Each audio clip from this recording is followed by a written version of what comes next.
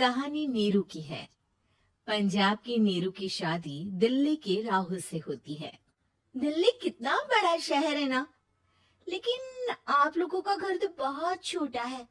हमारे पंजाब में तो ये बड़े बड़े घर होते हैं कि मजा ही आ जाता है। कोई बात नहीं नीरू, मैं भी तुम्हारे लिए बहुत बड़ा मकान बनाऊंगा, बहुत जल्दी। नीरू के पिता जहाँ पंजाब के जाने माने व्यापारी थे, वहीं उसका पति राहुल दिल्ली में एक सिंपल नौकरी करता था। माँ, यहाँ तो घी मक्खन इतना महंगा है कि क्या बताऊं। मैं तो तरस ही जाती हूँ घी खाने के लिए। नीरू की माँ को ये सुनकर बहुत दुख होता है। मेरी बेटी को घी नसीब नहीं हो रहा है और ये बहू यहाँ बैठकर घी में शक्कर डाल रही है। देख वनिता, मैं साफ कह रही हूँ, इससे घर में जितना घी आएगा उतना ही मेरी बेटी के घर दिल्ली भी जाएगा।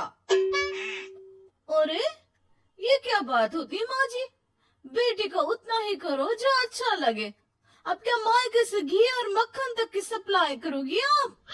हाँ, मेरी बेटी किसी चीज को तरसे मुझसे बर्दाश्त नहीं होता। अब क्या था, नीरू के मायके में 2 किलो घी आता तो 2 किलो दिल्ली जाता नीरू के पास। एक दिन, माँ, बड़ी गर्मी पड़ती है दिल्ली में। इस घर में तो एक ही एसी है और वो भी ड्राइंग रूम में। सारा परिवार एक ही कमरे में सोता है। हाँ बेटा, वो तो हर घर की कहानी है। यहाँ भी एक ही एसी है। अरे बिल इतना आता है कि क्या बोलूं। तभी वहां राकेश आ जाता है। माँ, थोड़ी देर में यहाँ कुछ प्लम्बर आएंगे मेरे कमरे में एसी लगाने। जरा ध्यान से लगवा देना ना माँ।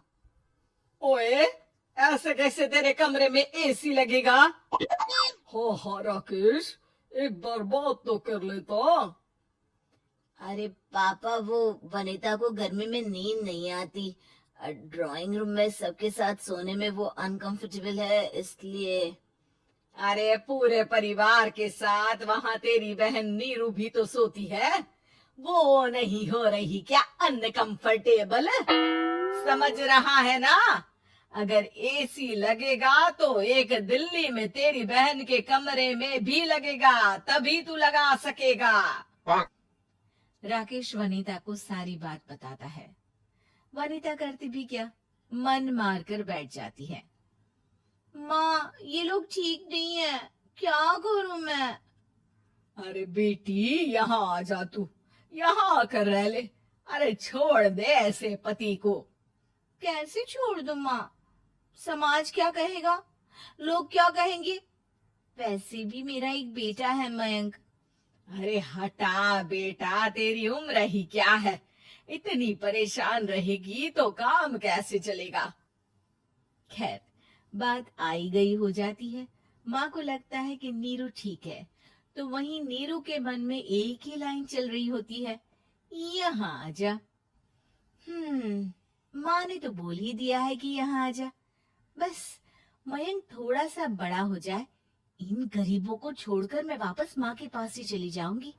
वो इसी सोच में बाजार में चल रही थी कि मैम, आपका दुपट्टा जमीन को छू रहा है। नीरू जैसे ही उस लड़के की तरफ देखती है, देखती ही रह जाती है। हाय रे, कितना सुंदर लड़का है ये। अब क्या हुआ? मैंने कहा आपका दुपट्टा। तो खुद ही उठा कर दे दो ना। लड़का समझ जाता है कि नीरू उस पर फिदा हो चुकी है। वो उससे उसका नंबर लेकर चला जाता है। अब क्या था, नीरू और रोहित में लगातार बातें होने लगती है। मैं हरियाणा का रहने वाला हूँ, यहाँ एक बड़ी कंपनी का मैनेजर हूँ। अच्छा, और कितने बच्चे हैं तुम्हारे? बच्चे? अरे मेरी तो शादी भी नहीं हुई है। तुम बताओ, शादी करोगी? नीरू शर्मा जाती है। अब लेकिन मैं तो पहले से ही शादीशुदा हूँ। मुझे फर्क नहीं पड़ता, बस तुम शादी कर लो, भाग चलते हैं। बहुत पैसे वाला हूँ मैं, हमेशा खुश रखूंगा तुम्हें। नीरू रोहित से मिलकर सारा प्लान बना लेती है और फिर एक दिन घर से भाग जाती है। दोनों शादी कर लेते हैं। शादी के बाद क्या बात है नीरू, तुम्हें परेशान सा देखता हूँ, सब ठीक तो है ना? हाँ हाँ, सब ठीक है।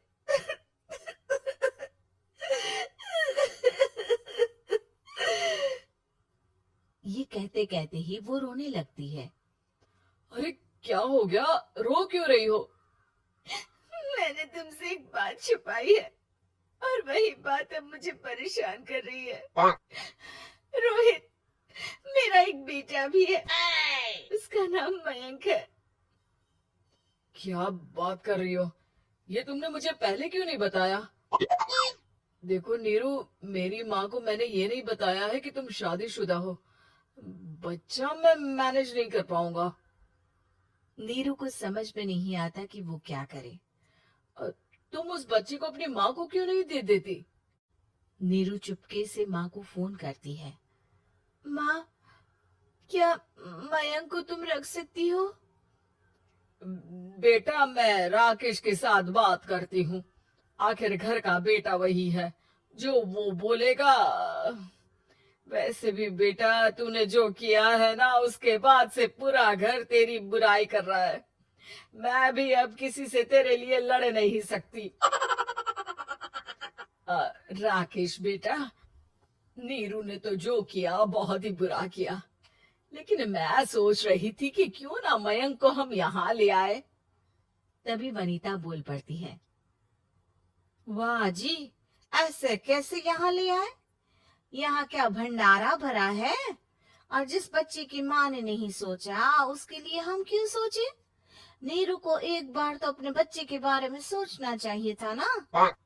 अरे लेकिन तेरे पास भी तो लड़का नहीं है ना वनीता। माँ, वनीता ठीक बोल रही है। कल को वो बड़ा होकर इसी घर का हिस्सा मांगेगा तो हम क्या करेंगे? माँ कहती भी तो क्या, वो चुप रह जाती है। वहीं नीरू का पहला पति कहता है। माँ, अगर आज भी वो वापस आ जाए तो मैं उसे माफ कर दूंगा। बेटा, गरीबी चीज ही ऐसी है, क्या करेगा? तू तो अब मयंक का सोच। वो बेचारा तो बिना माँ का हो गया। मयंक की खातिर तू दूसरी शादी कर ले बेटा। लोगों के लाख समझाने के बाद नीरू के पहले पति की शादी रिद्धि से हो जाती है, जिसके पहले पति से 2 बच्चे होते हैं। देखो जी, मैंने शादी सिर्फ बच्चे के खातिर की है। मैंने भी शादी सिर्फ बच्चों के खातिर की है। वहीं नीरू के दूसरे पति के मन में ये बात घर कर जाती है कि नीरू एक मासूम बच्चे को उसके खातिर छोड़ कर आई है। अब देखो नीरू, मुझे लगता है कि जो औरत अपनी कोख का बच्चा छोड़ सकती है, वो तो कुछ भी कर सकती है। कल को तुम्हें मुझसे अच्छा कोई मिल गया तो तुम तो मुझे भी बाय बाय कर दोगी ना। नीरू को अब उसका दूसरा पति ताने देना शुरू कर देता है। तंग आकर नीरू उसके यहाँ से भागकर अपने पहले पति के पास चली जाती है। लेकिन ससुराल में क्या लेने आई है नीरू, मयंक को? नहीं नहीं सासू माँ, मुझसे गलती हो गई, मुझे माफ कर दीजिए। नीरू, अब वक्त खत्म हो गया है, मेरी शादी हो चुकी है। तो छोड़ दो ना उसे, हमारा बच्चा है। मैं आपको अपनी माँ नहीं मानता, मेरी नहीं मान तो बात अच्छी है। नीरू मयंक की बात सुनकर समझ जाती है कि उसके पास अब न आसमान रहा, ना ही जमीन।